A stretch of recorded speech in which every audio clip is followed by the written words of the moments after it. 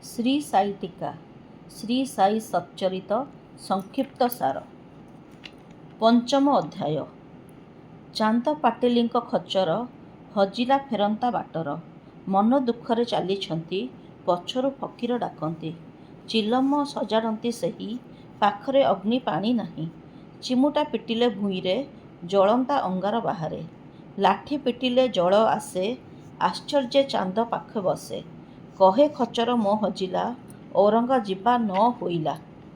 Canal କୂଳେ ଦେଖି ଆସ, କହନ୍ତି ଭକତ ବିଶ୍ୱାସ। ଚାନ୍ଦ ପାଇଲା ତା ଖଚର, ହସ୍ତ ଯୋଡ଼ିନ କହେ ଗିର। ହୋ ପ୍ରଭୁ ସୁଦୟା ହୋଇବ, ମୋହ ସଙ୍ଗତେ ଗ୍ରାମେ ଯିବ। ବାବା ଯେ ହୋଇଲେ ସମ୍ମତ, ଚାନ୍ଦର ଘରେ ଉପସ୍ଥିତ।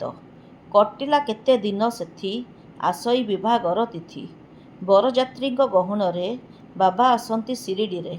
ମହଲାସପତି ଦେଖନ୍ତି, ସ୍ୱାଗତ ସାଇ ସେ ବୋଲନ୍ତି।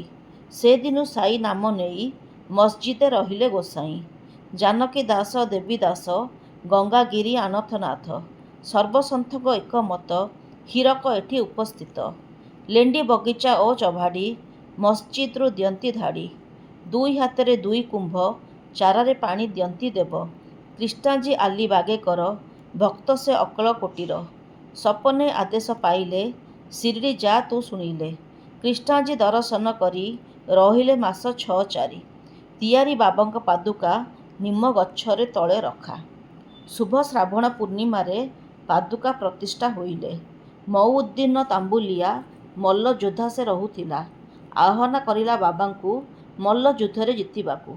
ବାବା ଯେ ଯୁଦ୍ଧରେ ହାରିଲେ, କାରଣ ସେହୁ ଜାଣିଥିଲେ। ଛାଡ଼ିଲେ ପୂର୍ବର ପୋଷାକ, ଦିଶିଲେ ଅଦ୍ଭୁତ ସେ ଭେକ। ଲେଙ୍ଗୁଟି କାଫିନି ପିନ୍ଧନ୍ତି, ମୁଣ୍ଡରେ କନାକୁ ଭିଡ଼ନ୍ତି। ଶୁଅନ୍ତି ଅଖା ପାତି ତଳେ, ଭଙ୍ଗା ମସଜିଦ୍ ଭିତରେ। ସଦାସର୍ବଦା ଜଳେ ଧୂନି, ମୁଖ ଦକ୍ଷିଣ ଦିଗେ ପୁଣି। ଆଲ୍ଲା ମାଲିକ ମୁଖେ କହି, ଘୁଙ୍ଗୁର ପିନ୍ଧେ ନାଚେ ସାଇ। ଦୀପକୁ ଜଳାଇ ରଖନ୍ତି, ତୈଳ ସରିଲେ ମାଗିଯାନ୍ତି। ଥରେ ଦୋକାନୀ ମେଳ ହେଲେ, ବାବାଙ୍କୁ ତୈଳ ଯେ ନ ଦେଲେ। ଫେରିଲେ ଖାଲି ହାତେ ସେହି, ତେଲ ଟିନରେ ପାଣି ଦେଇ। ବାବା ସେ ପାଣିକୁ ପିଇଲେ, ପୁଣି ପେଟରୁ ଓକାଳିଲେ। ତାହାକୁ ଦୀପରେ ଢାଳନ୍ତେ, ଦୀପ ଜଳିଲା ଆଚମ୍ବିତେ। ଦୋକାନୀ ଦେଖି ଚମତ୍କାର, ନମିଲେ ବାବାଙ୍କ ପୟର।